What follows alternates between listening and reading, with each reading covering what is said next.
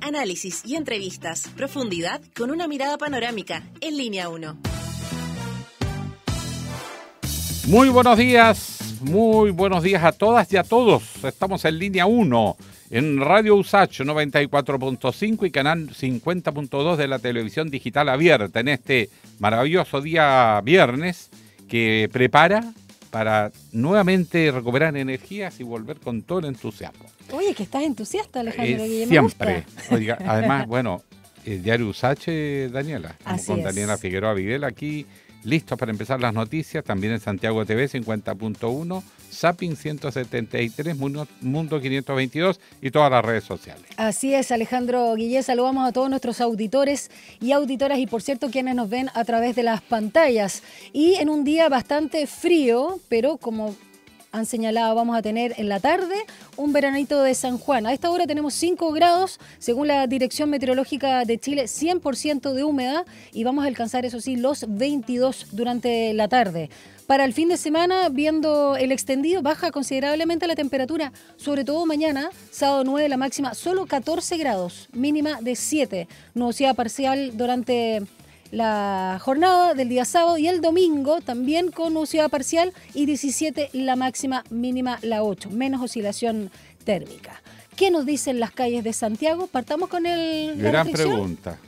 ¿Qué tiene, la restricción? ¿Cómo? 4, 5 y 8, 9, 0 y 1. Respectivamente. Muy bien. Oye, en las calles, mira, hace 20 minutos dan cuenta de restricción de pista derecha en Avenida Vicuña Maquena al norte, esquina Avenida Rodrigo de Araya. Está en el límite entre Macul y la comuna de Ñuñoa, debido a una colisión, y muestran la fotografía ahí, de alta energía entre vehículos. Situación genera tránsito lento desde José Ananías. Un tremendo choque que muestra ahí Transporte Informa Región Metropolitana en su cuenta de X. También hace media hora, por bancos de niebla o neblina también en los siguientes puntos que afectan la visibilidad de la conducción, tener precaución. Ruta 78 entre Melipilla y la costa, Ruta 68 entre el sector Casablanca y la costa y Ruta 5 Sur desde Paine hacia el sur, para que maneje ahí con precaución. Vamos como siempre a esta hora con la pregunta del día que ya está alojada en @SantiagoTV, @Radio USACH, nuestras cuentas de Instagram. Pregunta bien polémica, porque José Antonio Kast acusa a Janet Jara de mentir y ocultar la propuesta de nacionalización del cobre en su programa de primarias. La candidata primero dijo que eso no era verdad, lo acusó a él de mentir. Después resultó que sí estaba el tema de la nacionalización del cobre. Y del litio también. Y ella ha dicho que se trata de un error. Exacto. ¿Qué le parece la reacción de Janet Jara? 3 opciones. La primera es un acto de hidalguía, tal cual ella dijo que podía reconocer y usó ese término, hidalguía. Lo segundo fue un error político porque muchos comentan que debió decir que quizás esa sí era una propuesta, que está en estas 7 páginas iniciales para el programa de primaria, era una propuesta solo del Partido Comunista al que ella representaba y ahora es otro programa, se reseteó y ella lo había usado, entonces no podría estar ahí no incluido. Así que por eso un error político. Un error político. Y ya. Lo último, no es trascendente, no le quita voto y seguimos ahí muchos. No tiene consecuencia al futuro. No tiene consecuencia al futuro. Se estaba saliendo mi opción de voto, nada que ver. Ya, eso lo pueden responder entonces en nuestras cuentas de Instagram. Vamos con los titulares. 7:34. Titulares en Línea 1. Esta madrugada fue liberado el empresario que había sido secuestrado durante la tarde del jueves en Quilicura. El hombre fue hallado en la zona sur de la capital por un conductor que presta habitualmente el servicio de transporte de pasajeros. Tras auxiliarlo, lo trasladó hasta la 38 Comisaría de Puente Alto y fue llevado a un centro asistencial para constatar lesiones.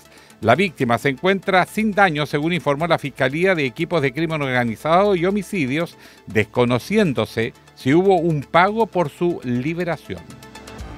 Codelco entregó este jueves un nuevo balance de acciones tras el accidente del 31 de julio en la división El Teniente. El reporte de la empresa detalla medidas de asistencia a las familias, la entrega de 2 de los 4 requerimientos de información solicitados por Senagiomín para encaminar una eventual autorización de operaciones y además reveló los avances investigativos. El Tribunal Supremo de Renovación Nacional decidió suspender la militancia del senador Alejandro Kuzanovich porque señaló que, en lugar de apoyar a la candidata oficial del partido, Evelyn Matei, votará por el republicano José Antonio Kast en noviembre. Al ser consultado sobre si temía por la reacción del partido, Kuzanovich manifestó que da lo mismo. No tengo miedo, yo siempre he sido independiente, he dicho lo que siento y lo que pienso, y si tengo que renunciar al partido, renunciaré. La Contraloría General de la República salió al paso ante los cuestionamientos sobre el uso restringido, exclusivamente para motivos de estudio, de la Tarjeta Nacional Estudiantil, la TNE, aclarando que su uso es válido para todos los días del año. A través de un comunicado, el ente fiscalizador aclaró que la TNE sí puede usarse las 24 horas del día, de lunes a domingo, y todos los meses del año, incluyendo enero y febrero. Y los conductores no tienen derecho a exigir que en determinados horarios se usen o no. No, exacto. Simplemente queda a discreción de él que tiene la tarjeta. Bueno, el Servicio Agrícola y Ganadero de Chile anunció este jueves la suspensión de las importaciones de carne proveniente de la Patagonia Argentina tras la reciente reforma sanitaria interna que llevó a cabo el gobierno de Javier Milei, la que permite el movimiento dentro de Argentina de carne bovina con hueso y material genético de animales susceptibles de fiebre aftosa, desde las zonas libres de fiebre aftosa con vacunación al norte hacia zonas libres sin vacunación al sur, por ejemplo. El Kremlin anunció este jueves que los presidentes Donald Trump y Vladimir Putin acordaron reunirse en los próximos días, en lo que sería la primera cumbre entre los dos líderes de Estados Unidos y Rusia desde junio ya del 2021. El objetivo central del encuentro será avanzar en una solución diplomática al conflicto en Ucrania, que se extiende ya por más de 3 años. El Gabinete de Seguridad del Gobierno de Israel dio luz verde al plan militar propuesto por el primer ministro Benjamín Netanyahu para ocupar la ciudad de Gaza, en el norte del enclave palestino. Tras unas 10 horas de reunión, el Ejecutivo difundió un comunicado que expone la estrategia para derrotar a Hamás, que incluye ocupar ese territorio sin aclarar qué sucederá con el resto de la franja, a pesar de que el primer ministro había declarado su intención de extender la operación antes de empezar la sesión del debate. 7 ya con 37. Un diálogo a fondo. Entrevistas en Línea 1. Comentábamos en titulares que el presidente de Rusia, Vladimir Putin, y su homólogo estadounidense Donald Trump podrían reunirse en Emiratos Árabes Unidos en los próximos días. Este sería el primer encuentro de Putin con un presidente de los Estados Unidos desde 2021 y el primero con Trump desde 2019. Tanto Moscú como Washington confirmaron que se preparan para la cita, impulsada por la Casa Blanca a través del enviado especial Steve Witkoff, aunque la fecha aún no está definida. A pesar de que no se saben las temáticas que se abordarán en el encuentro, se especula que se podrían dar conversaciones sobre un posible fin a la guerra de Ucrania. De este tema, ¿con quién vamos a conversar? Con el analista internacional Raúl Zorra, amigo. ¿Cómo estás, Raúl? Un abrazo. Buenos días, Raúl. ¿Cómo estás? Oye, empecemos, Raúl, con este tete a tete, face to face, cara a cara, cheek to cheek. Ya, tomémoslo. Porque es la primera vez que se van a ver cara a cara, entiendo, siendo presidentes Putin y Trump en este segundo periodo de Trump. Bueno, es llamativo que vayan a esta reunión. Ha estado el señor Witkoff actuando como emisario especial del gobierno de los Estados Unidos, pero no ha trascendido ninguna declaración que nos diga cuál podría ser el acuerdo, a qué está dispuesta Rusia o qué está dispuesto Estados Unidos.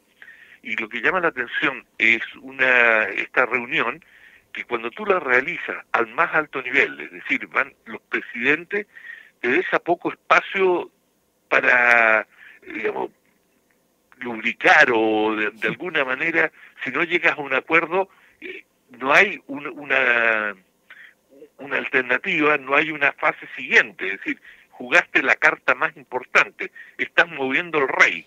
Bueno, claro. Y uno se pregunta qué acuerdo, cuando se llega a ese tipo de reuniones, es normalmente cuando van los presidentes a ratificar lo que ya se ha acordado, porque ya se tiene un acuerdo sólido de cómo se va a proceder, pero no es inusual que los presidentes se reúnan para explorar cuáles son las posibilidades y con un signo de interrogación tan grande como el que existe ahora. Por lo tanto, hay mucha inquietud a nivel internacional, y me imagino, especialmente en Ucrania, el presidente Zelensky debe estar increíblemente ansioso, aunque debe estar informado de cuáles son las negociaciones, que va a salir de esta reunión, porque puede ser un fiasco también. Bueno, él quiere ir, pero hasta aquí no lo invita. No, pues si el tango se baila de a dos. A propósito de lo que había dicho Trump respecto a Putin, que quería bailar tango con él. Quiero preguntarte qué señal también da cuando Putin ha recibido en Moscú al presidente de Emiratos Árabes Unidos y que ha señalado, ha trascendido que podría ser en ese lugar el encuentro entre los dos mandatarios. Bueno, justamente están buscando un lugar neutral en el cual, digamos, está evidente que Putin, que está acusado en la Corte Penal Internacional y hay una orden de arresto en su contra y, digamos, ha sido en la reunión de los BRICS, ha tomado, en reuniones previas, ha tomado precauciones de no ir a ciertos lugares ante la posibilidad de que lo puedan arrestar. Entonces están buscando un lugar que, digamos, no represente ningún riesgo para Putin y que sea perfectamente neutral para ambas delegaciones, pero el lugar en sí no tiene mayor relevancia. Ahora, pero los países árabes están jugando un rol interesante en el último tiempo. Quieren tener algún tipo de protagonismo, son como de las potencias emergentes, sobre todo Arabia Saudita, da la impresión. Dicho eso, este encuentro entre Putin Trump, cuando no están claras las definiciones, bien podría ser usado una vez más por ejemplo, Putin para ganar tiempo, porque los ataques continúan y no se va a bajar. Si hay algo que tenemos todos conciencia, que los rusos estiman que ceder en Ucrania es ya dejarle a la OTAN la entrada a Rusia abiertamente, y eso no lo van a tolerar. Tienes toda la razón, y no solo eso, sino que con decenas de miles de muertes, y una guerra que ha sido fratricida para ambos bandos, para Ucrania y para Rusia, a estas alturas, sería muy difícil para Putin claudicar, y menos puede hacerlo en circunstancias que está avanzando, que en términos prácticos Rusia tiene ganada la guerra. Es decir, Ucrania está, por decirlo coloquialmente, contra las cuerdas, y justamente por eso se ha aumentado la presión occidental de parte de Estados Unidos y de la Unión Europea, especialmente la Unión Europea, para digamos, socorrer a Ucrania, porque si, digamos, no hay ningún cambio político en la situación internacional que obligue a Rusia a detener su avance, hay incluso el temor, y muchos analistas lo han señalado, de un colapso en Ucrania, que está teniendo cada vez más dificultades para conseguir los efectivos, es decir, el capital humano necesario para los reclutas, para poder librar esta guerra que desde la perspectiva ucraniana tiene poco destino. Raúl Sor, bueno, también recordemos que hace poco, en julio, de hecho, Trump dio un ultimátum a Rusia, ¿no?, al Kremlin, para firmar este acuerdo de paz, empezando por una tregua incondicional inmediata. Este encuentro podría ser una respuesta y además considerar un estudio que realizó la BBC, que identificó que desde que llegó Trump a la Casa Blanca, ahora ha aumentado sus ataques aéreos en Ucrania, Rusia. O sea, se ha intensificado también el ataque a tierras ucranianas. Y considerar si este entonces debiese ser la respuesta al ultimátum de Trump, o quizás también van a haber otras temáticas, ya que no están invitando al principal, digamos, involucrado, que es Zelensky. Sí, bueno, es bastante frecuente en los conflictos que cuando se acercan a su final son los momentos más violentos en que se realizan los últimos ataques con todo. Se tira, por decirlo coloquialmente, toda la carne a la parrilla, es decir, el todo por el todo, y bueno, Rusia, si cree que va a llegar se va a ver forzada a negociar, está tratando de utilizar su fuerza para llegar a la mesa con las mejores opciones. Y bueno, la pregunta es, si hay una negociación, es qué va a pedir Rusia, y sabemos ya que ha señalado que no va a no tiene intención de devolver ninguno de los territorios ocupados, y cuando estamos hablando de esto decimos que es prácticamente el 20% del territorio ucraniano histórico está ocupado por fuerzas rusas, y muchas de estos territorios son rusos parlantes, es decir, es un tema muy complejo. Incluso en algunos sectores la población preferiría, si hubiera un referéndum, preferiría ser parte de Rusia que ser parte de Ucrania. Pero estos temas son extraordinariamente complejos en el terreno, y saber exactamente qué quiere la gente es muy difícil, están bajo enorme presión, de manera que la negociación, ya que van a una negociación, yo creo que Rusia podría tener interés en culminar el conflicto, es un conflicto que para Rusia también la ha desangrado y que está sometida a muchas sanciones por parte de Occidente, y que tampoco tiene un destino claro, es decir, ya con estos años de combate, y también Rusia tiene problemas de reclutamiento, le convendría terminarlo.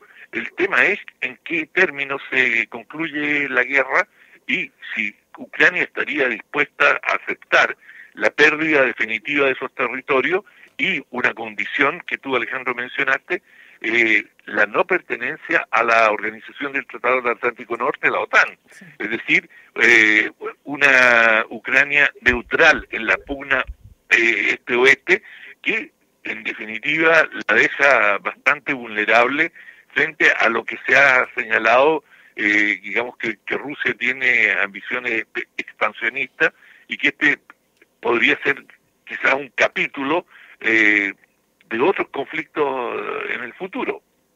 Raúl, esa amenaza de Estados Unidos, de este ultimátum, no mueve 2 submarinos nucleares, bien, cuando ya empiezan a moverse los submarinos nucleares uno se pone un poco nervioso, pero efectivamente es una presión.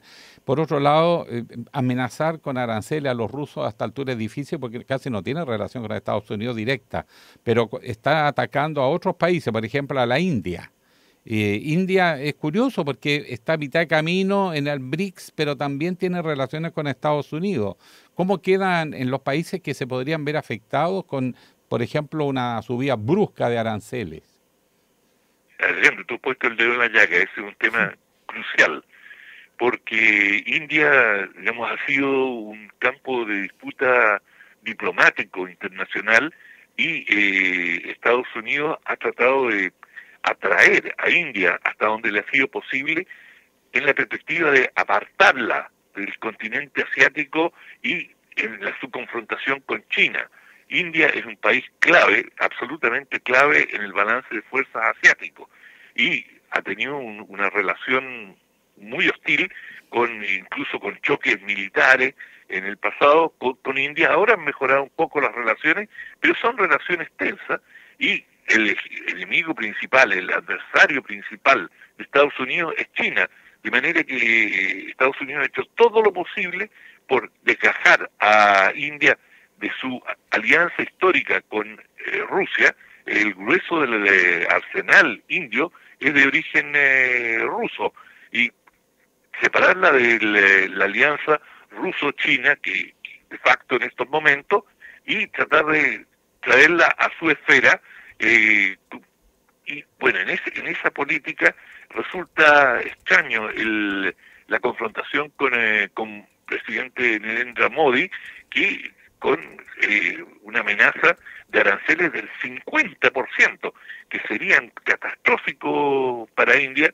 India tiene una economía relativamente boyante, pero muy dependiente, y bueno, India ha dicho, nosotros no podemos dejar de importar petróleo ruso, y esto es lo que ha motivado la amenaza de Estados Unidos de subir aranceles, que es el mecanismo que está utilizando Estados Unidos con el resto del mundo también, decir, bueno, o haces lo que te digo, o te vamos a colocar aranceles, y en algunos casos a niveles, digamos, exorbitantes, como para India y Brasil. De manera que hay un signo de interrogación muy grande, hasta qué punto esto es una bravuconada, sí, digamos, una amenaza por parte de Trump que no piensa realizarla y que tiene alguna certeza de que India se va a someter a su voluntad. Y cuando tú señalaste bien, India va de la mano de Brasil, que son dos países pilares de los BRICS, esta asociación de grandes países emergentes, del cual también Rusia es miembro, ¿no? Y China, por cierto. Raúl Sor, te cambio de tema para hablar de otro conflicto y una amenaza muy grave donde Reino Unido ya está haciendo llamados a Netanyahu porque Israel aprobó su plan para tomar el control de la ciudad de Gaza. ¿Cómo también ves esta situación donde nadie le hace freno, lamentablemente, a Netanyahu? Bueno, es una situación que está aún con menos horizonte de solución que la guerra ruso-ucraniana. No diría que en la guerra ruso-ucraniana se ve una salida cercana, pero por lo menos están claros los términos.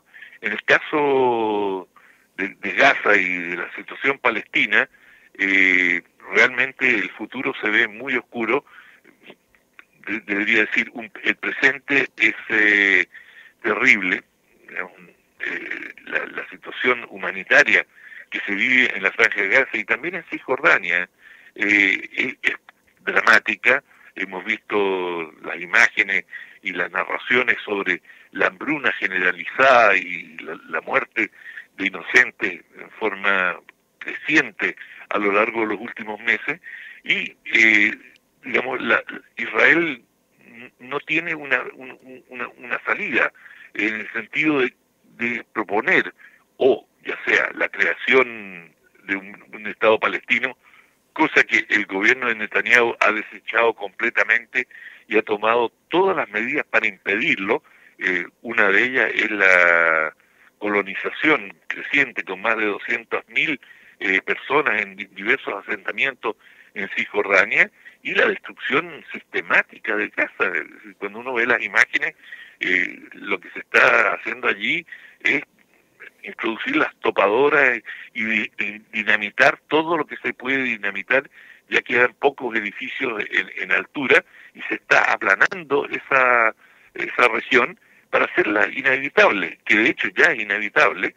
Y bueno, uno se pregunta hasta dónde se puede seguir aplicando esta presión, y como no hay respuesta, el mundo, y los británicos, los franceses, es decir, el grueso de los países miembros de Naciones Unidas están clamando primero una tregua y segundo una solución. Y de hecho Francia y Gran Bretaña le han planteado a Netanyahu que si para septiembre no hay una tregua y no hay algún plan para resolver la situación allí, ellos, Sí. ambos países van a reconocer el Estado palestino. Pero hay ruido interno también, Raúl Sor, porque ¿Perdón? hay ruido interno. Han señalado que hay desacuerdo con los mandos militares israelíes, con esta decisión, este plan de Netanyahu. Está el jefe del Estado Mayor de las Fuerzas de Defensa, Eyal Zamir, que se opone a una anexión de Gaza y presentó, de hecho, el martes pasado, proyectos justamente para expandir gradualmente las operaciones militares en el enclave.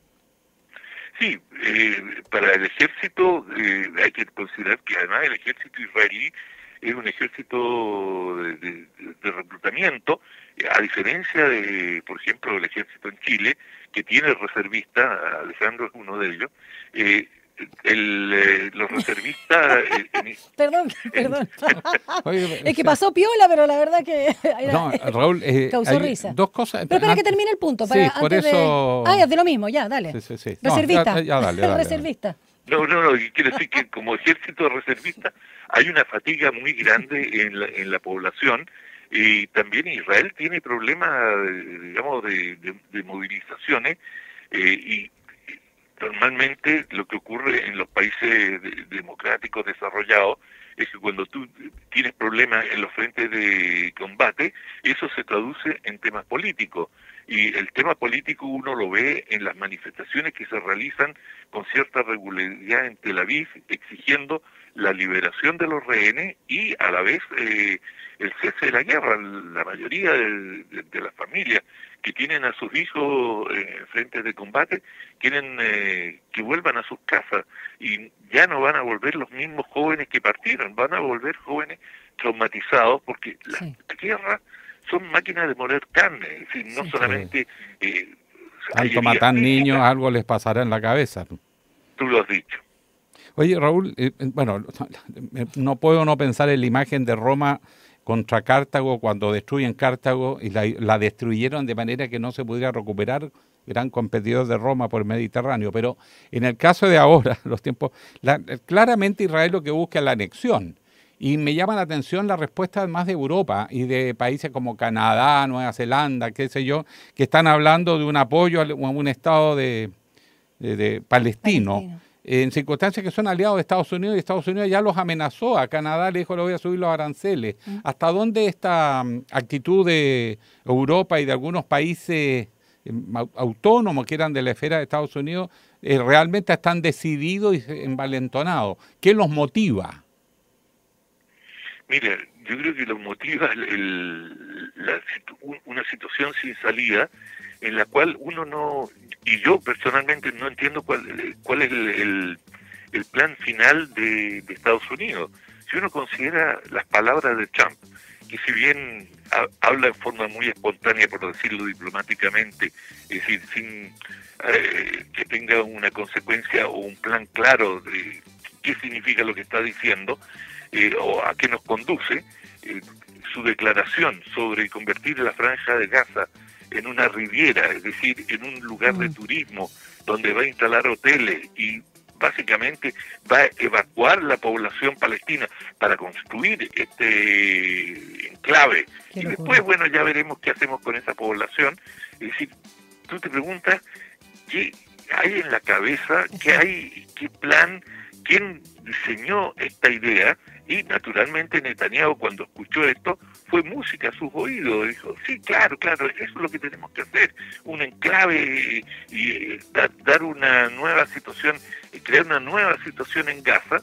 Y acto seguido comenzó la destrucción metódica de todas las construcciones y arrinconar a la población en lugares o en sitios cada vez más comprimidos, que es lo que se vive ahora. El grueso de la Franja de Gaza, de la población gazatí, está arrinconada hacia la costa y hacia el sur de la franja. Y bueno, la pregunta es ¿qué pretenden y cómo van a salir de esta situación? Es decir, si sigue aumentando la presión, va a seguir creciendo el número de muertes, de víctimas, y tampoco se aprecia una respuesta del mundo árabe. Es decir, una respuesta sería, por ejemplo, está bien, nosotros estamos dispuestos, por ejemplo, Egipto u otro país, es decir, estamos dispuestos a recibir una cantidad de gazatíes que vengan a vivir a Egipto y le vamos a destinar países que tienen, digamos, una superficie importante, Argelia u otro, es decir, vamos a aceptar cuotas de palestinos. Ha pasado en conflictos anteriores y, bueno, veremos cómo se resuelve en el largo plazo. Pero en estos momentos es una olla de presión que uno no ve cómo se va a resolver.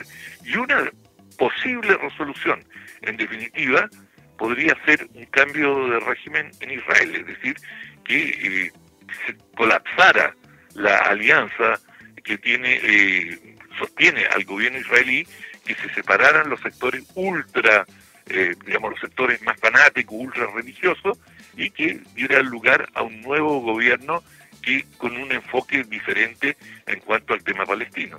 Raúl Sor, analista internacional, muchas gracias por tu análisis en torno a esta reunión que va a sostener Putin con Trump y, por supuesto, esta nueva amenaza que realiza Netanyahu en Israel, sobre todo desde Israel en la Franja de Gaza. Muchas gracias, que tenga lindo fin de semana. Siempre un placer estar con ustedes. Un abrazo. Gracias, Raúl. Un Chao. abrazo. 8 en punto. Pausa.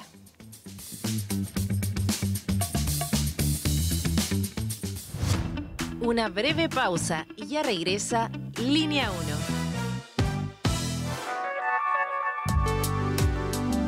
1. Es la hora en Radio USACH.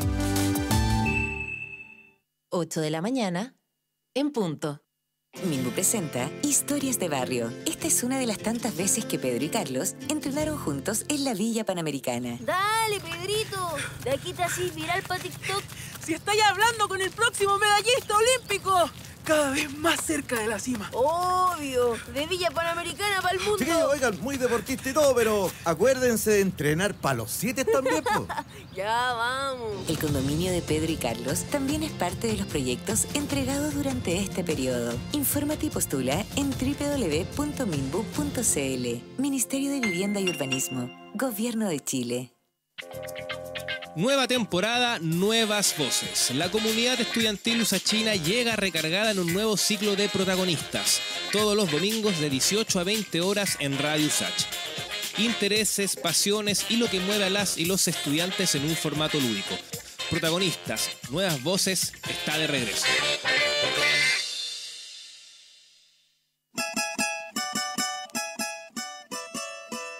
A Hora da Saudade. Una mirada desde las africanidades al mundo, tejendo conexiones, raízes, influencia, ritmos, arte y sabores por medio de la música. Sumérgete en este emocionante, vibrante y diverso viaje intercultural de la 94.5 Radio Usach. A Hora da Saudade, junto a Eugenia Dos Santos. Capítulos estreno miércoles a las 5 de la tarde y los sábados a las 19 horas. Sé parte de nuestra franja cultural en Artes y Oficios los lunes y viernes a las 17 horas. Teatro, danza, música, cine, artes visuales, literatura, tradición y vanguardia. En Artes y Oficios conocemos más del trabajo que existe detrás de cada creación realizada por las y los protagonistas del mundo artístico, cultural y patrimonial y de su impacto en nuestra sociedad. La invitación es a discutir la cultura con todas sus aristas. Juntémonos en la 94.5 los lunes y viernes a las 17 horas. Radio Usach, nuevas voces.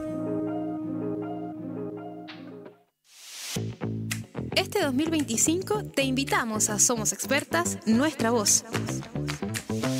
En esta segunda temporada podrás seguir conociendo las historias de vida de distintas mujeres expertas, sus trabajos, estudios e investigaciones que buscan hacer de este mundo un lugar mucho más justo. Conéctate a Somos Expertas, Nuestra Voz, cada miércoles y sábado a las 13 horas por la 94.5 FM, el canal 50.2 de la televisión digital abierta y en nuestras plataformas digitales. Radio Usach, nuevas voces. Si tus pases te van al córner como los míos o más lejos y no logras el gol, tu lazo con el fútbol es romántico. Entonces Reino Fútbol es para ti. Una conversación íntima sobre el mundo del balompié. Reino Fútbol todos los domingos a las 16 horas a través de Radio Usach. Estamos de regreso en Línea 1. Titulares en Línea 1.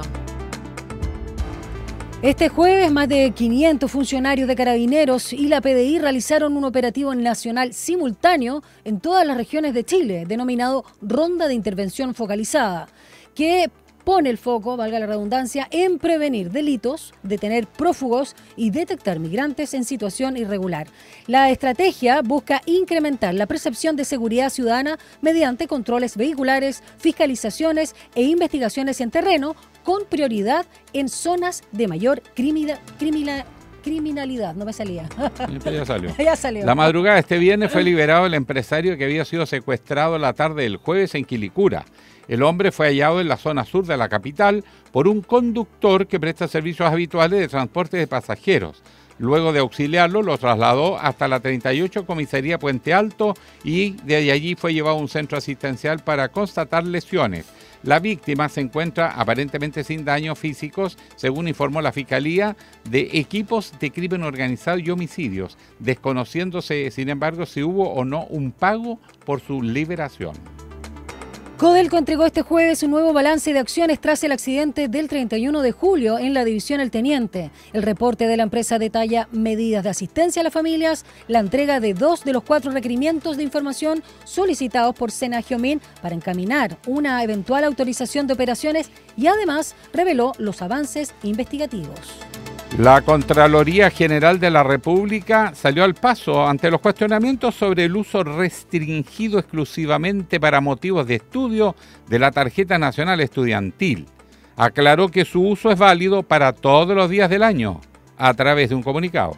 El ente fiscalizador además aclaró que la TNE sí puede usarse las 24 horas del día, de lunes a domingo, y todos los meses del año, incluyendo enero y febrero. Y los conductores de los buses ni siquiera pueden solicitar ni poner condiciones.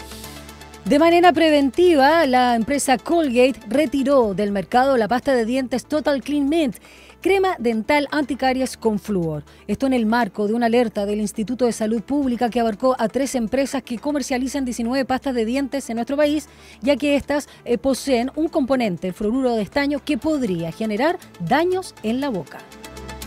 El Kremlin anunció que los presidentes Donald Trump y Vladimir Putin acordaron reunirse en los próximos días en lo que sería la primera cumbre entre los líderes de ambos países desde junio del año 2021. El objetivo central del encuentro será avanzar en una solución diplomática al conflicto de Ucrania, que se extiende ya por más de 3 años. El Gabinete de Seguridad del Gobierno de Israel dio luz verde al plan militar propuesto por el primer ministro Benjamín Netanyahu para ocupar la ciudad de Gaza, en el norte del enclave palestino. Y por su parte, la ONU rechazó de inmediato el anuncio, diciendo que expandir las operaciones militares arriesga producir consecuencias catastróficas para los civiles palestinos y los rehenes israelíes. 8:06. Un diálogo a fondo. Entrevistas en Línea 1. Las parlamentarias y las presidenciales están aumentando la tensión la última semana. A nivel presidencial aparecen los errores no forzados de algunos candidatos. Los programas económicos parece que están en el primer lugar. Y bien paralelo corren las negociaciones de las listas parlamentarias de ambos lados. Bueno, pero aquí hubo un traspié. De esto vamos a conversar con Jimena Jara, periodista, profesora de comunicación política, para analizar este momento. ¿Cómo está, Jimena? Muy buenos días. Buenos días, Jimena. Hola, buenos días, Dani. Buenos días, Alejandro. Yo suelo decir que escucho a Jimena siempre en otra radio, hace muy buenos análisis. Y aquí vamos a pedir que nos ayude, que nos comparta. Sí, por supuesto. Yo sé que es una seca. Jimena, para Oye, yo les quiero decir, ¿sí? yo les quiero decir que yo partí comentando en Radio USACH. Sí, lo sé. Eso nomás les digo. Ya. El alma mater. Y uno no se olvida. Me encanta. Ahora te escuchamos en T13 Radio, pero súper bien. Así que gracias, Jimena. Oye, Jimena, pero la pregunta del millón. ¿Janet Jara se pegó un refalón grave, muy grave, o va a ser olvidado pronto? O sea, se pegó un resbalón, es evidentemente un error, pero yo no creo que sea un error de magnitud. O sea, además, quiero recordar que este es el mismo error que se mandó José Antonio Kast en la otra campaña. Yo no sé si ustedes se acuerdan, en un debate Macarena Pizarro le preguntó sobre las termoeléctricas, él dijo que no iba a haber termoeléctricas, ella le dijo, pero las termoeléctricas están en su programa, y él dijo, no están en mi programa, y Macarena Pizarro al aire le leyó la parte del programa en el que estaba, y ni aún así Kast lo asumió. Entonces, este error que por supuesto Kast denuncia porque es parte de la política y obviamente que él tiene que sacarle todo el jugo que pueda, es un error que él mismo cometió. Y uno entiende, todos sabemos, o sea, ella se equivocó, evidentemente, pero todos sabemos, Alejandro lo sabe más, los programas muchas veces son construidos por un colectivo de gente, claro. Y muchas veces los candidatos que deberían poder responder sobre cada pequeña cosa, no tienen en mente todo lo que se dice. Pero lo importante, me parece a mí, es que uno, ella reconoce que fue un error y que no debió haberse enojado porque estaba en su programa y ella no tenía conocimiento. Pero dos, que dice claramente que en esta nueva etapa eso no va a estar, que no debió haber estado y que no va a estar. Y la pregunta de fondo era esa, ¿va a haber nacionalizaciones? Esa parte de lo que ella quiere, no lo va a hacer. Me Sí. parece que como zanjado el punto, y además este programa tiene que todavía cambiar mucho, si es que no nos quedamos pegados, es decir, si ella no sigue contestando porque ya lo respondió, podemos pasar a lo que viene. Jimena, hay varias cosas que tú señalas que son interesantes. Uno, el desconocimiento de un programa al que tú estás representando como candidato o candidata. Y en este caso, especialmente uno que era tan solo de 7 páginas para la primaria. Lo otro que tú bien señalas en tu análisis es que ella había hablado ya antes de un reseteo. Quizás la fórmula que, digamos, sería más conveniente para ella hubiese sido que al leer y comprobar, pero dijo que fue un error, o sea, desconociendo la iniciativa, es que ya no es el programa de un partido, en este caso el comunista, sino de la Unidad por Chile, de esta coalición oficialista donde se ha unido la DC. Y en ese análisis uno se pregunta también si es que en el comando y el equipo económico, particularmente de Janet Jara, realmente el ruido lo está generando Luis Eduardo Escobar. Sí, hay un ruido evidentemente, o sea, pasan varias cosas. Pues. Primero, pasa que la propia candidata ha dicho que no se sentía cómoda con el programa de primaria, ¿cierto? Que no estaba cómoda con la idea de la demanda interna. Sí. Todas esas cosas que vienen como de la línea Carmona no la convencían. Y ella lo ha dicho, no me convencía. Entonces, evidentemente, tiene que haber este reseteo. Y aunque ella hubiera estado súper cómoda, que no lo estaba, y es un problema adicional, tiene que haber un reseteo porque hoy día estamos con una alianza mucho más amplia. O sea, la DC se sumó hace una semana, entonces tiene que ser representativo. Pero cuando hablamos de que tiene que ser representativo y que por lo tanto tiene que tener nuevas líneas, tampoco estamos hablando que se entregue una carta blanca al encargado económico, ¿no? Entonces, bueno, tenemos aquí un encargado económico que claramente, y como buen hombre economista, está lleno de certezas, ¿cierto? Pero la que decide en este caso es la candidata en diálogo con los partidos políticos.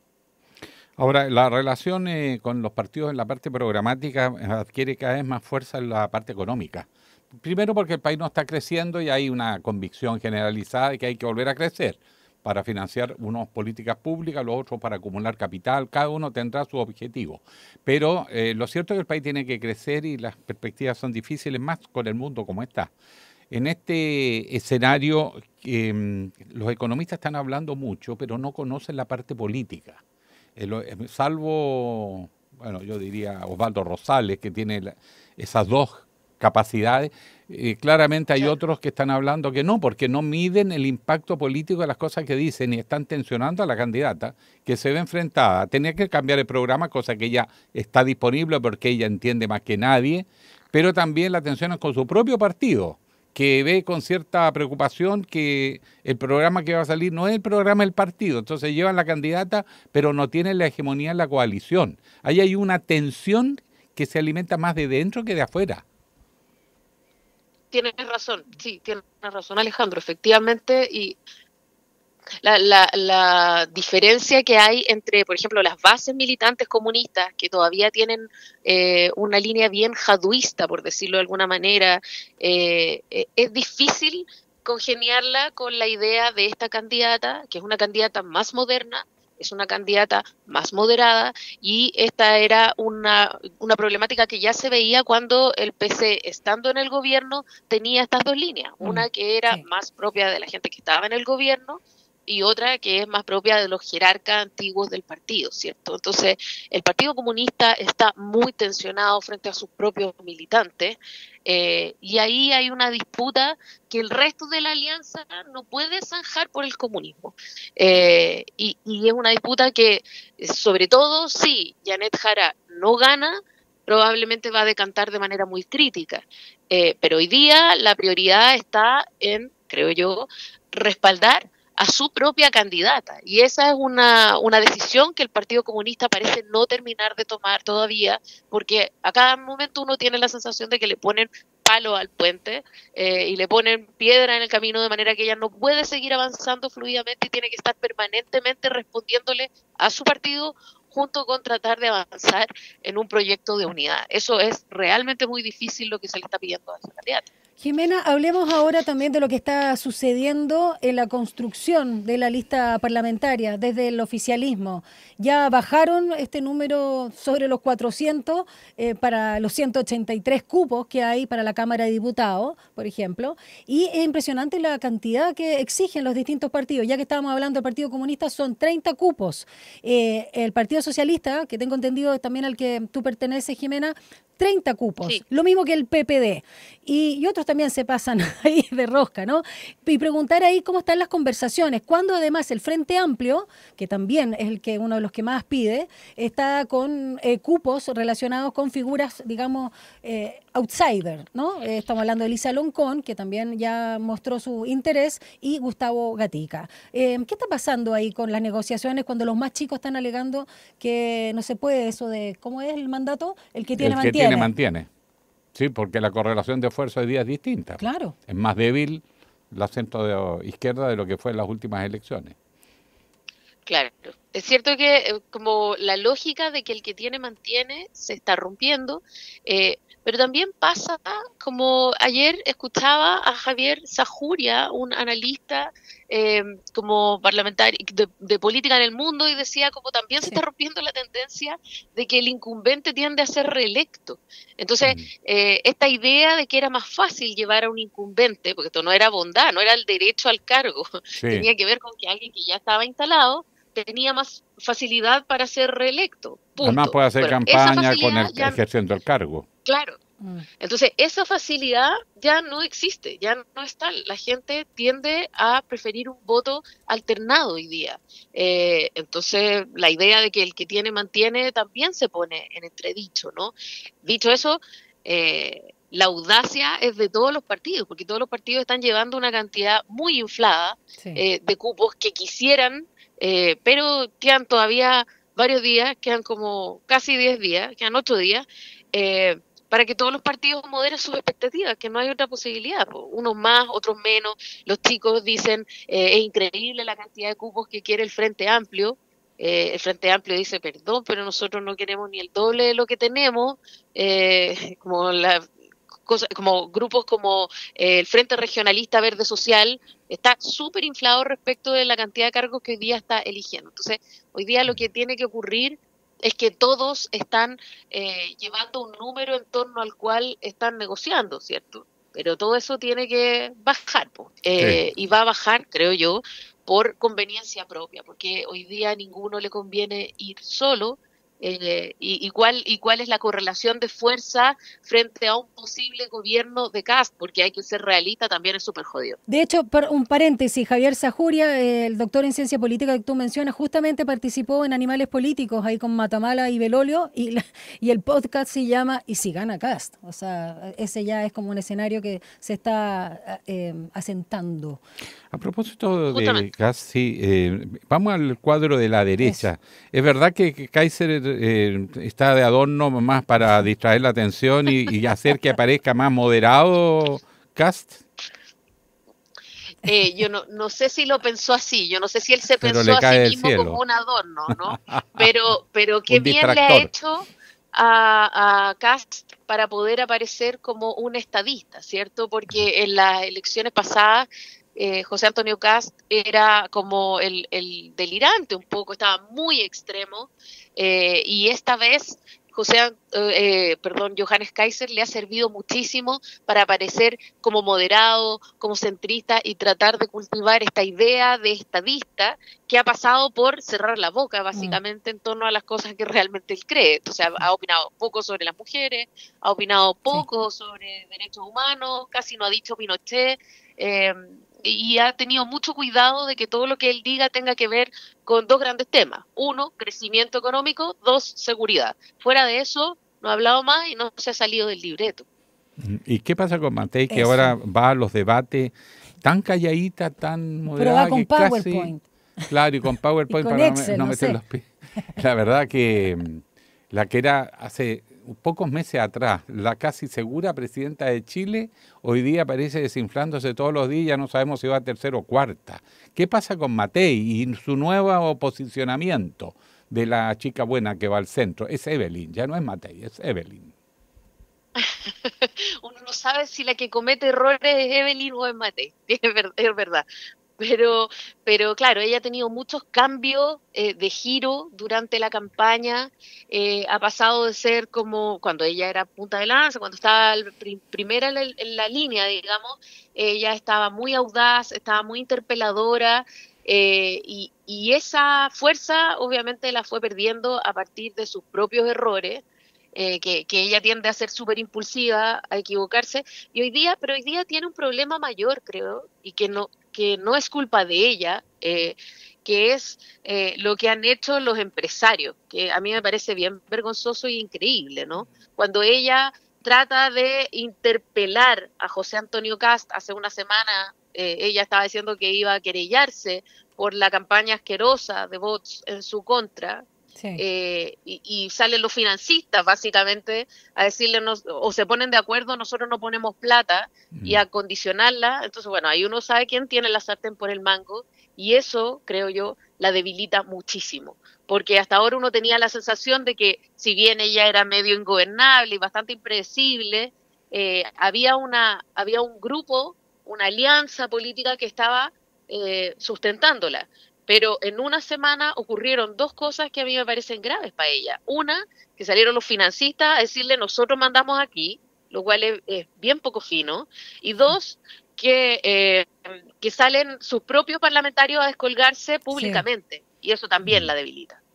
Ahora, también, ¿cómo ves esta forma en que ella se presenta, como decía Alejandro, como la derecha que podría incluso aspirar a tener votantes de centro, que ya no sé lo que es el centro, no sé si tú sabes también, Jimena, cuando se apela al centro político, ¿cuál sería? Y además en una condición de voto obligatorio, donde hay nuevos votantes y donde figuras como Kast, y la vemos en el mundo de la ultraderecha, aunque acá más moderado porque los chilenos somos más piola, por decirlo de alguna manera, obviamente entre una derecha líquida, por decirlo, porque no solo cobarde o acomplejada, como señala Kast, y frente a una que es más dura o que se ve más seria incluso, podría darle más puntos a Kast. Entonces, en ese sentido, como que no termina de encontrar su relato y su lugar, Evelyn Matei. Claro, toda la primera parte de la campaña, digamos, previo a las primarias, Evelyn Matei no terminó de decidir si ella quería ser más dura que Kast, y lo fue, claro, en muchas cosas, como hablando de los muertos inevitables, hablando de la pena de muerte, en muchos temas ella aparecía incluso más dura que el propio José Antonio Kast. Entonces uno tiene la impresión de que ella quería competir siendo más dura que el propio Kast, y considerando que además había otro candidato, Johannes Kaiser, en la extrema derecha. Entonces estaban todos como apelotonados en la extrema derecha, y al centro había un espacio bastante vacío, y había otro grupo dentro de la misma campaña Matei que le decía que tenía que ir por ese voto más moderado. Ella no terminó de decidirlo, y uno tiene la impresión de que aún ahora ella no sabe mucho qué hacer, porque además también tampoco sabemos realmente si ese mundo moderado es un mundo grande o es un mundo insignificante. No lo sabemos. O sea, esta idea de que todos tienen que irse al centro cuando no sabemos si el centro político existe, sí, lo claro, que sabemos es que la gente ya no se identifica tanto con el eje izquierda-derecha. Entonces, lo que quizás tiene sentido es que ella le hable a unas mayorías más moderadas, pero no sabemos cuánto es esa gente. ¿Es una mayoría la derecha, o no? Sobre todo la derecha empresarial joven, son mucho más radicales. No son de centro, son de extrema derecha. Estuve en muchos debates y reuniones, y entre el empresariado joven, los ejecutivos jóvenes, etcétera, son feroces. Los viejos son más cazurros, que saben que hay que diferenciar entre derecha política y derecha económica, porque la derecha política es la que administra los acuerdos, los consensos, y tiene que defender sus intereses, pero a veces hay que ceder para defender sus intereses. Eso se ha ido diluyendo. Y el peso de la historia. Y uno, claro, bueno, así fue más o menos históricamente. Arturo Alessandri representó exactamente eso. Pero hoy lo que uno percibe es que el empresariado se ha radicalizado. Quiere una regresión de todas maneras.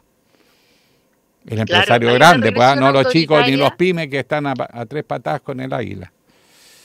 Claro, y es parecido, creo yo, esto que tú estás diciendo en el mundo más empresarial, es parecido a este cambio entre estos empresarios de primera mitad del siglo XX, que entendían un poco como la beneficencia con sus propios empleados, ¿cierto? Claro. Estaba escuchando un podcast maravilloso, La historia del algodón, y habla del cambio que ocurrió, por ejemplo, en la fábrica Yarur, ¿no? Desde esta fábrica que se preocupaba por el bienestar de sus empleados, que tenía un médico ahí mismo, que tenía servicio dental, etcétera, a su propio hijo, que venía con un sistema que era el sistema Taylor, que era producción, control, y cambia eso radicalmente la relación con los trabajadores, en fin. Pero yo tengo la impresión de que esto que tú describes también está ocurriendo ahora, este cambio entre un empresario que era más moderado a un tipo de empresario que es más descarnado, que es más radicalizado, que quiere menos regulación, este empresario liberal con otro tipo de vinculación con la idea del trabajo, con la idea del estado de bienestar, etcétera, ¿no? Y eso obviamente se siente, hay una regresión autoritaria. Jimena Jara, antes de despedirte, porque lo dejaste ahí rebotando y súper interesante, ¿estás hablando del podcast documental La memoria del algodón? El que tiene relación con los Yarur, con la fábrica textil Yarur, de los años 70, 71, 73, yo, buenísimo. Mira, lo he recomendado harto porque me parece que nos habla de otra época política y económica, ¿cierto? Entonces habla primero de cómo cambian las prácticas empresariales, que a mí me parece interesante. Luego, cómo ese cambio en las prácticas empresariales desata también una reacción en el grupo de trabajadores que necesitan en el fondo tener una mejor calidad de vida que la que están viviendo. Todo esto, por supuesto, en un mundo en el que los grupos trabajadores están despertando. Entonces, bueno, lo que me gusta a mí de ese podcast es que nos recuerda que la transformación social es siempre un conflicto. Y hoy día parece que esa idea de conflicto no se puede abordar. No hay programas políticos que aborden abiertamente el conflicto. Estamos todos bien educados y eso dificulta la transformación social. La paradoja democrática, el libro de Chantal Mouffe, fue revisarlo exactamente, planteado cómo la izquierda renunció a representar el conflicto, y lo toma la ultraderecha. Pablo Stefanoni, estoy leyendo también en su libro. Pero lo toma la ultraderecha, y la ultraderecha está haciendo lo que hacía antes la izquierda. Claro. Exactamente, el malestar lo toman ellos, los indignados. Jimena Jara, periodista y profesora de comunicación política, panelista también, histórica de nuestra radio y ahora de otra. Muchas gracias por haber venido nuevamente con nosotros, Jimena. Gracias por la invitación, siempre un placer estar con ustedes. Gracias. Buen fin de semana. Gracias, Jimena. Chao. 8:28. Cultura, espectáculos y panoramas. Hagamos un recorrido cultural. Gonzalo Espinosa, tírese un par de datitos para el fin de semana. Muy buenos días, Gonzalo. Me voy a tirar un par de datitos del fin de semana, pero me voy a tomar una licencia. Tómese dos, ya aquí total. Claro, una licencia, no me voy a tomar otra cosa. No médica. No médica, una licencia. No vaya a casino. Claro. Quiero hablar de un documental que tuve el placer de ver en su avant premiere el pasado martes, llamado Nada es como antes, que es dirigido por Sebastián Pereira y es una idea original de Sebastián Pereira con Martín Erazo. Martín Erazo, que es director de la compañía teatral La Pato Gallina, esta compañía que ya cumple 30 años de vida con un lenguaje contestatario, crítico, experimental, que tiene obras emblemáticas como El Húsar de la Muerte. Se prestó para hacer un documental muy interesante que implicaba el montaje en pandemia de la obra de teatro, el clásico de Shakespeare, Romeo y Julieta. Entonces ellos se dispusieron a hacer esta obra de teatro, pero en un proyecto en conjunto con Vicente Sabatini, el emblemático director de teleseries como Romané, Llorana, Pampa Ilusión y un sinfín más. Entonces la idea era grabar esta obra de teatro, entonces La Pato Gallina le propone a Sabatini que graben Romeo y Julieta en un formato teleserie. Eso termina mal, ¿eh? y eso es lo chistoso, porque el documental, que está grabado en tiempos de pandemia, con mucha incertidumbre, con este proyecto que también es experimental, que nadie sabe para dónde va, si es teatro, si es teleserie.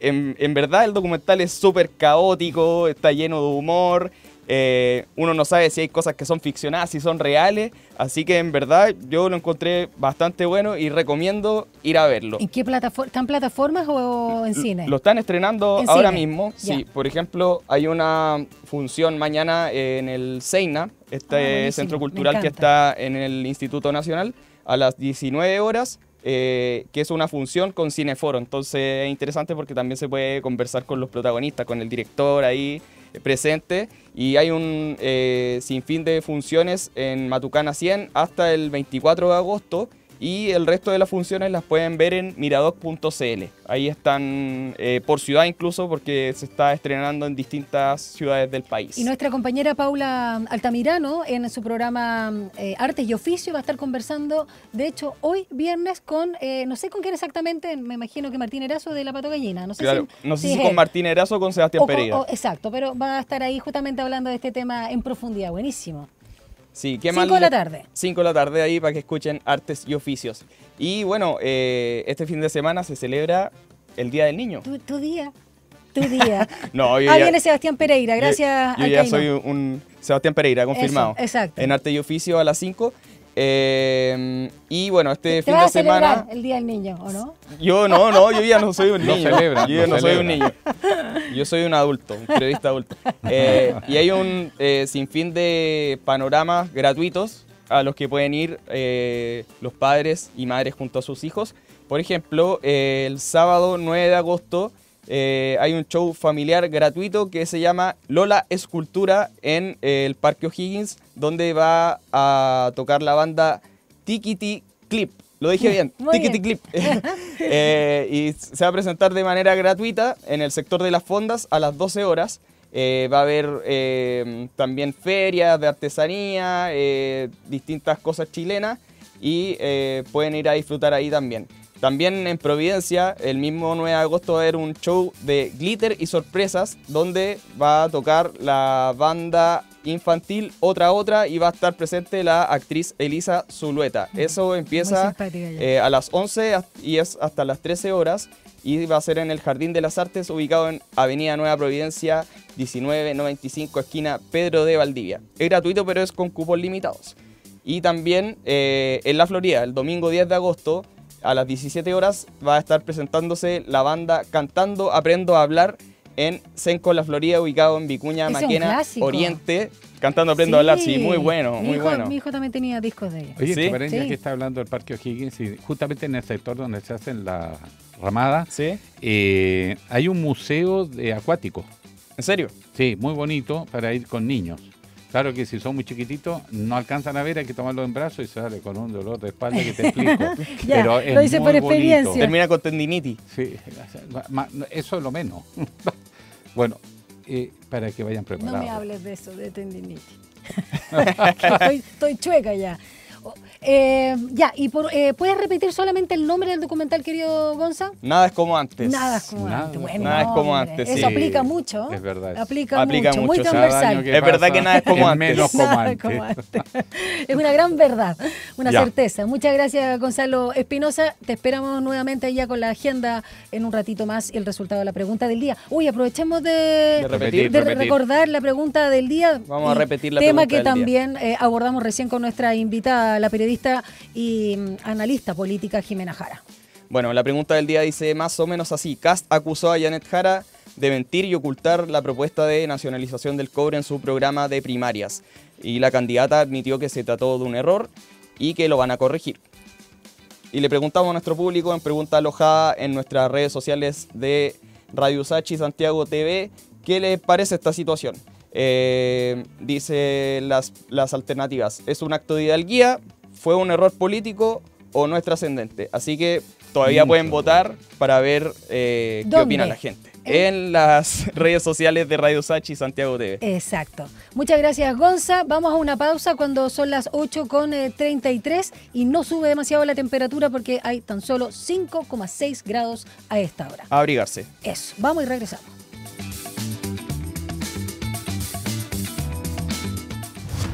Una breve pausa y ya regresa Línea 1. ¿Sabías que la inauguración del planetario USACH se programó para el 14 de marzo de 1985? Sin embargo, el terremoto del día 3 de ese mismo mes obligó a posponer la apertura del edificio. El edificio de Planetario USACH rinde tributo al pasado. El arquitecto Oscar McClure sabía que su obra debía producir sorpresa y emocionar, por lo que el edificio está inspirado en una pirámide maya. ¿Sabías que el planetario USACH no es solo un centro de divulgación científica? También ha inspirado a muchos artistas y ha sido escenario de conciertos y presentaciones musicales. Hoy, la mayoría de los proyectores SAIS originales de los planetarios del mundo están fuera de funcionamiento y exhibidos como piezas de museo dentro de vitrinas. Una excepción es el Planetario USACH, que sigue operativo. Este año, Planetario USACH está de aniversario. Te invitamos a seguir nuestras redes sociales en @planetariochile para que seas parte de esta gran fiesta. Más información en www.planetariochile.cl.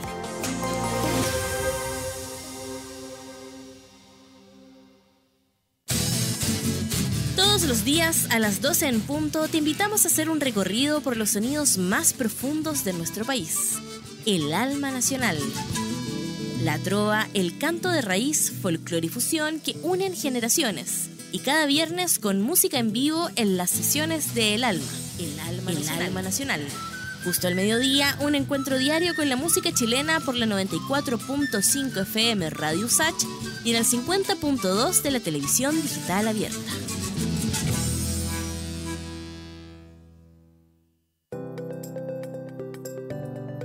Hola, soy Nicolás Fernández, psicólogo y más conocido en Instagram como Un Psicónico.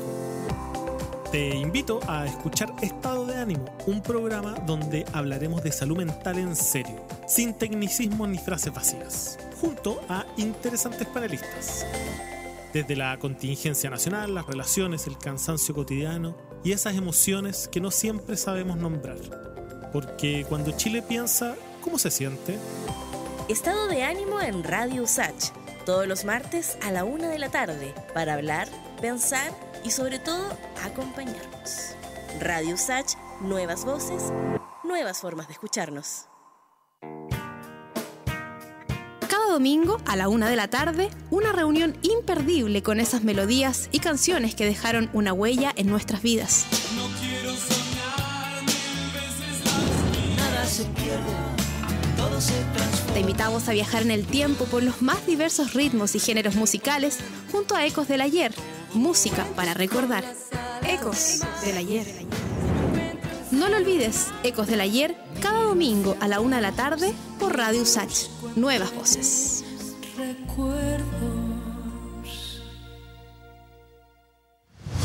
Estamos de regreso en Línea 1. Un diálogo a fondo. Entrevistas en Línea 1. 8:37, vamos a nuestra última conversación, entrevista acá en Línea 1 para un tema que preocupa, pero no tenemos tanta claridad, porque las aplicaciones espías de las que se ha hablado para celulares, conocidas como stalkerware, se están convirtiendo en una amenaza creciente para la sociedad. Y cada vez más personas, de hecho, enfrentan el riesgo de ser vigiladas a través de su smartphone. Y estas herramientas permiten acceder a mensajes, llamadas, ubicación, cámara y micrófono. Yo siempre creo que me están escuchando. Y todo sin que el usuario lo sepa. Y para conocer justamente estos software maliciosos y cómo advertirlos, vamos a conversar con un experto de la materia que es de nuestra casa de estudio, ¿no, Alejandro? Así es, Juan Ignacio Iturbe, académico del Departamento de Ingeniería Informática de la Universidad de Santiago de Chile, USACH. ¿Cómo está, o sea, Juan Ignacio? en la alianza USA-Chino. Así es. Sí, ¿no? Alianza Internacional. Qué creativo. Aquí muchas gracias por la invitación. Gracias a profe, ti. La pregunta, yo tengo la sensación que mi teléfono me lo infiltran, que me espían. Yo y también. que los artefactos domésticos también. Te hablan. Hablando en broma. Pero lo del teléfono es raro, como que se puede intervenir. Los computadores a veces se los penetran. Es que un teléfono es un computador, finalmente. Claro, sí. Entonces, hay software que se utiliza para justamente intervenir estos dispositivos. ¿Y qué es lo que basta que tenga el que te quiere intervenir? ¿Tu teléfono, el número y ya? Principalmente acceso físico al dispositivo. Ah, ¿ya? ok.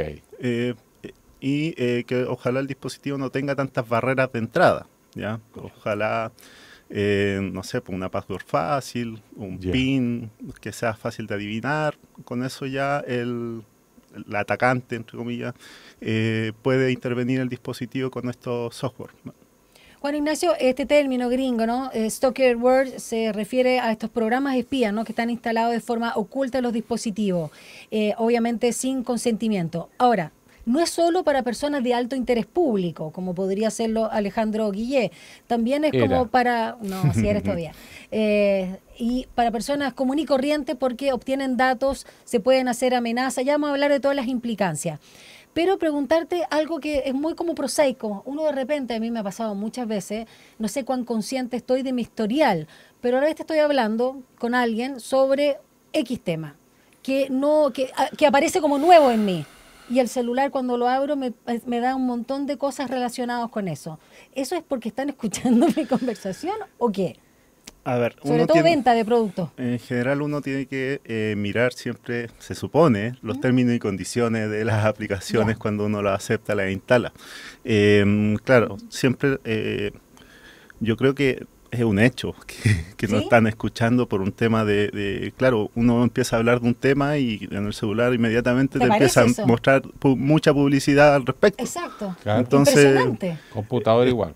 Claro, el computador normal, igual.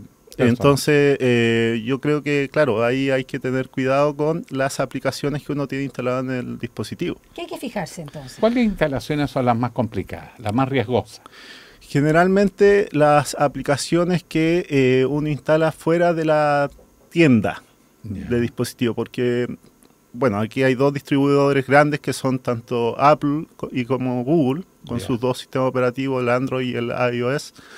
En iOS es más complejo porque Apple tiene el control más fuerte tanto del hardware como del software. ¿Ya? Entonces no hay como tiendas de aplicaciones externas, sino que existe la App Store del iPhone y el control es más fuerte. ¿Ya? En cambio, en Android es más factible, o existen muchas tiendas de aplicaciones, especialmente de los diferentes distribuidores. ¿Ya? Entonces estos distribuidores también están a cargo de las actualizaciones del dispositivo, que son justamente las que tratan de cubrir o de mitigar las vulnerabilidades que tiene el mismo, ¿vale? Entonces, por ejemplo, el distribuidor no necesariamente va a actualizar los dispositivos más antiguos, por ejemplo. ¿Ya? Se va a preocupar más de los dispositivos más nuevos.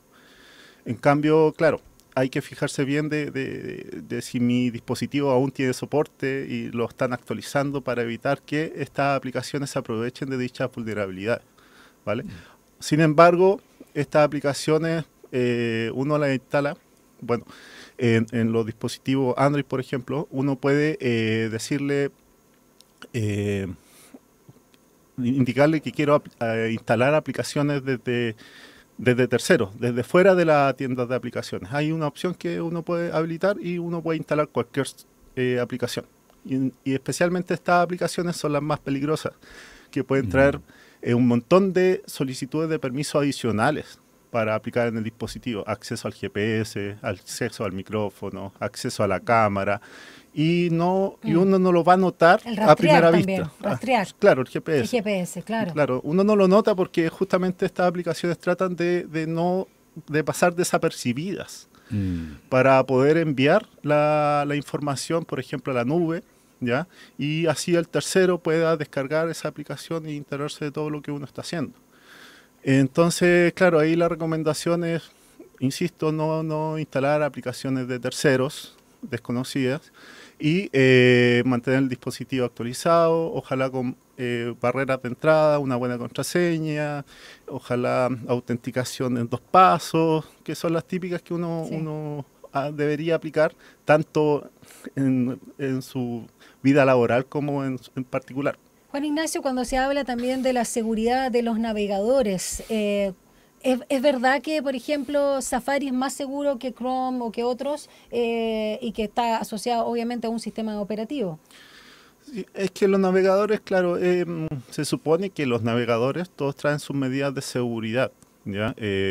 Claro, se dice que puede que Safari se diga un poco más seguro porque está en este entorno como más cerrado y, por ejemplo, en Apple no existe esta posibilidad de instalar aplicaciones de terceros, a no ser que uno habilite el dispositivo con técnicas que se llama de jailbreak o de tratar de acceder como administrador al dispositivo de forma no oficial. Entonces, cuando uno habilita eso en el dispositivo de Apple, ya se pueden acceder a estas aplicaciones instalándolo, ¿ya? Porque, claro, en la App Store se tiene más control y los términos y condiciones no permiten que hayan de este tipo de aplicaciones, ¿vale?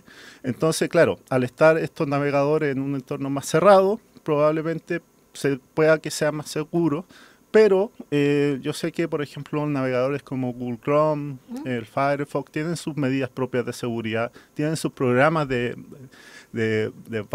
bug hunter, ya que las mismas empresas ofrecen dinero por si se encuentran las vulnerabilidades, no sé, dentro de la comunidad hacker encuentran la vulnerabilidad y la reportan. La empresa premia por eso. Entonces, yo diría a nivel de navegadores las medidas de seguridad son bastante similares. A mí siempre me llegan como avisos de Safari diciendo que se detectó un malware, ¿no? Una cosa maliciosa y que se bloqueó, así que yo como que tengo que agradecer, pero igual me preocupo. Yo tengo un computador hace más de 10 años y jamás le he hecho ninguna actualización. Debe ser horroroso. Pero, ¿cómo se puede dar cuenta uno que hay alguien que te está espiando por el teléfono? Mira, a ver, más que nada por señales, por los síntomas que tiene el dispositivo. ¿Ya? Por ejemplo, si fiebre. Tal cual. Si lo encuentro más caliente de lo habitual, normal, probablemente está consumiendo mucha batería y por lo tanto, ¿por qué? Porque hay una aplicación en segundo plano ejecutándose. Que claro, ya que está consumiendo con la más batería. acción, claro, con más actividad. También subiendo toda la información a la nube. ¿Ya? Y por lo tanto esta información ocupa datos dentro del celular y uno puede observar un incremento en el uso de datos y ahí el mismo celular incluso avisan, oye, pasaste de cierto umbral y por ejemplo si uno no ha estado ocupando tanto internet, ya eso es raro. ¿Ya? Claro. Por ejemplo, también uno se podría dar cuenta de esto, claro, revisando la lista de aplicaciones que uno tiene instalada, uno más o menos conoce lo que ha instalado, uno puede desinstalar cualquier cosa, no hay aplicaciones que sea como de imborrable dentro del listado de aplicaciones, como las de los sistemas operativos, que ya es un poco más complicado a nivel de escritorio, pero a nivel de celular, si uno encuentra, por ejemplo, aplicaciones genéricas, por ejemplo, no sé, pues System Check o Health Doctor, una cosa así, ya es raro, ya si es que yo no lo he instalado, ¿ya? Y otra forma de darse cuenta de que mi celular puede estar intervenido, porque esto generalmente lo puede hacer alguien que es cercano a uno, ¿ya? Porque tiene que tener acceso físico al dispositivo. Una pareja despechada, por ejemplo. O la pareja. Yo también. Bueno, la pareja que no está, entiendo que la mayor despechada. parte de las intervenciones es de la pareja. Hombres y mujeres, celosos, tal cual. porque además tienen acceso físico al... Claro, pues, obvio. Claro, es mucho más fácil. Así que nunca y por lo tanto, digan nada. Ahí uno se puede dar cuenta porque la pareja sabe cosas que no debería saber. Claro, sí, Como obvio. el nombre. Juan Ignacio, ¿qué pasa Claro. con las nuevas aplicaciones de inteligencia artificial?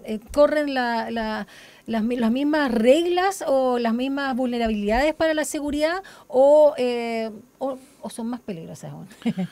Es que ahí uno tiene que tener cuidado con lo que uno le informa a la inteligencia artificial. La aplicación que usa los modelos de inteligencia artificial sigue siendo una aplicación. Claro. Y por lo tanto uno Ya, podría claro. eventualmente interceptar El la tema- información que le entrega. Eso es. Ese es el riesgo. ¿Ya? Entonces ahí uno tiene que cuidar lo que dice porque igual estas aplicaciones van, por un lado, guardando el historial. ¿Ya? Si uno no le dice que no guarde el historial, lo va a guardar. Y por otro lado, también tienen ciertas funcionalidades de memoria.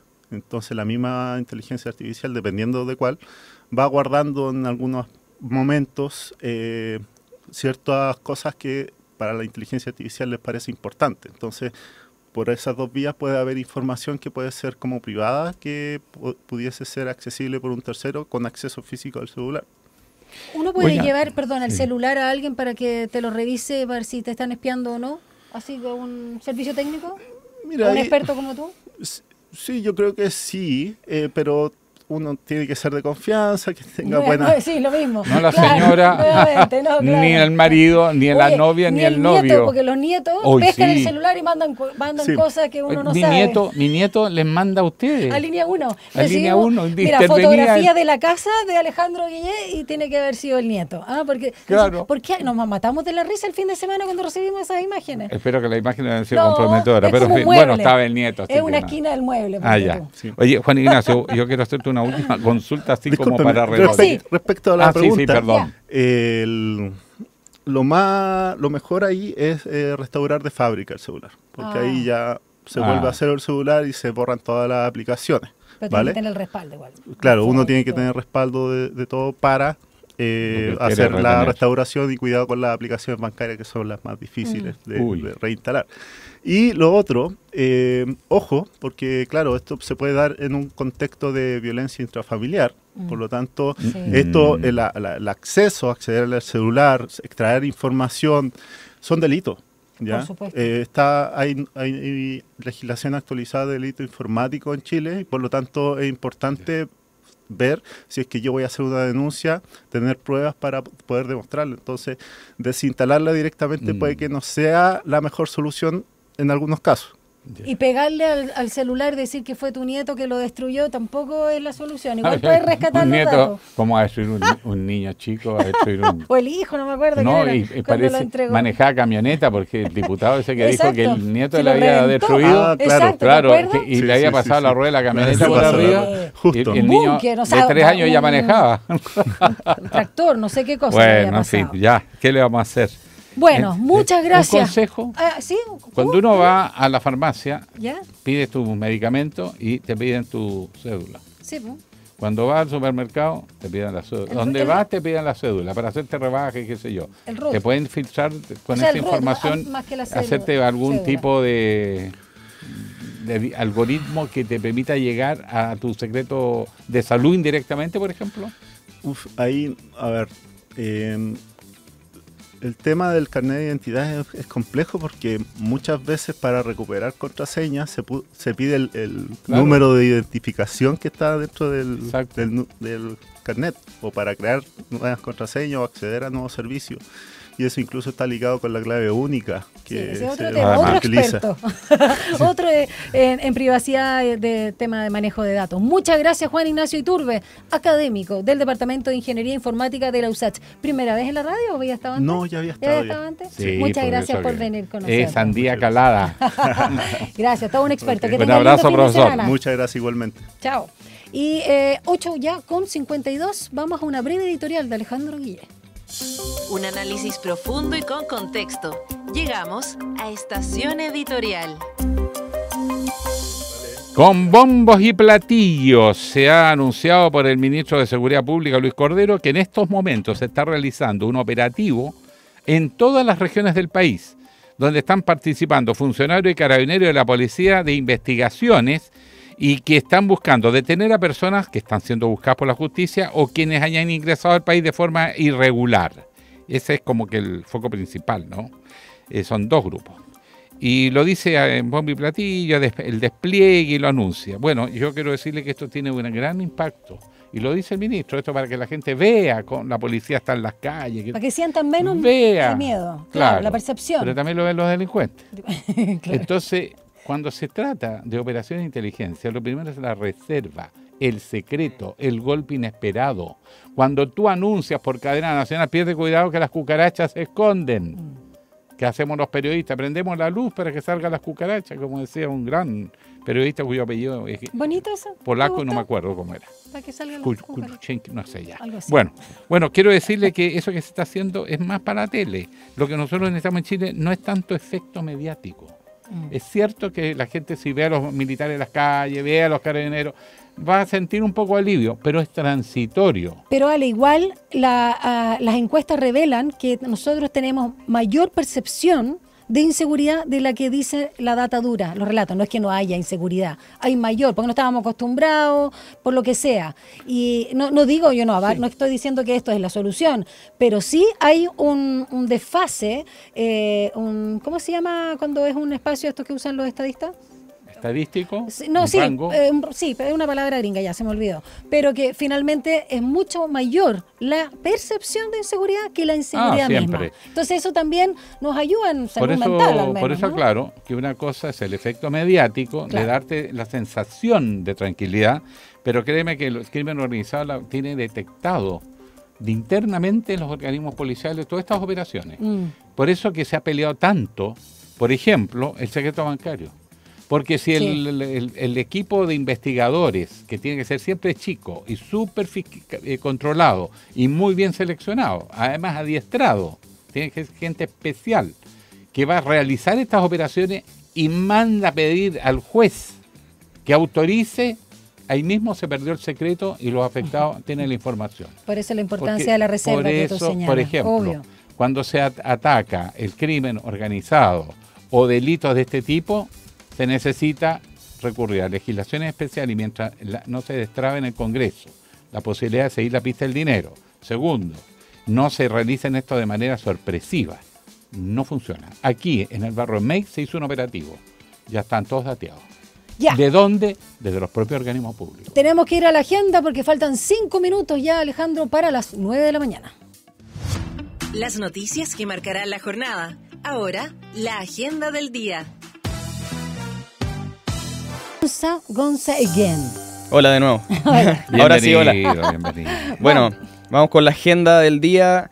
A las 9 horas se reúnen los presidentes y secretarios generales de los partidos Social Cristiano, Republicano y Nacional Libertario para inscribir su pacto parlamentario ante el CERVEL. O sea, no van definitivamente, la derecha va con 2 listas. Exactamente.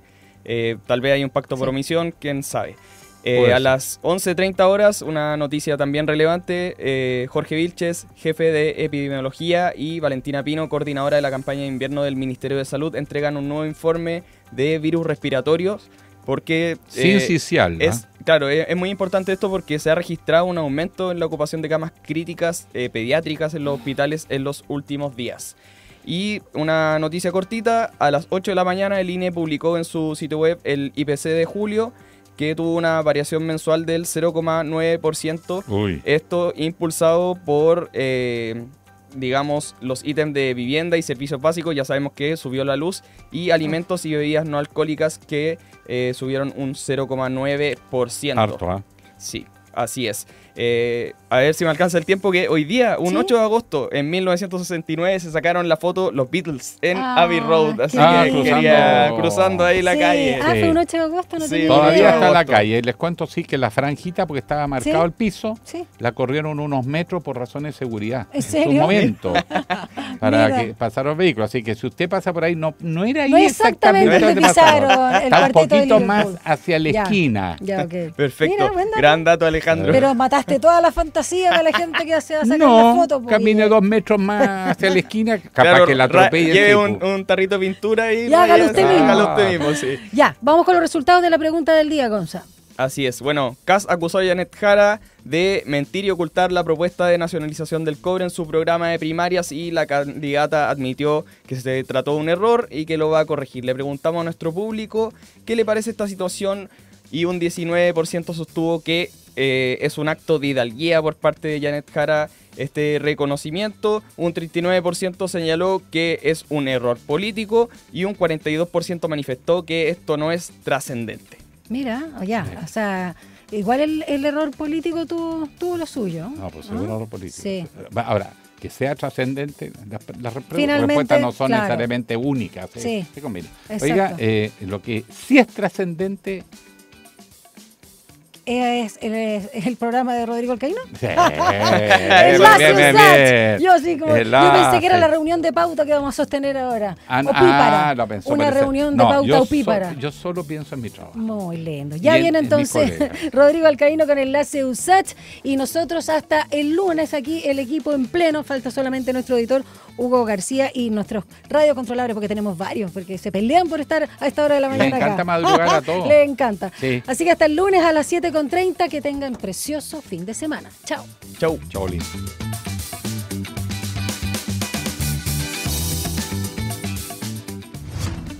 Información, análisis y entrevistas. Profundidad con una mirada panorámica. En Línea 1.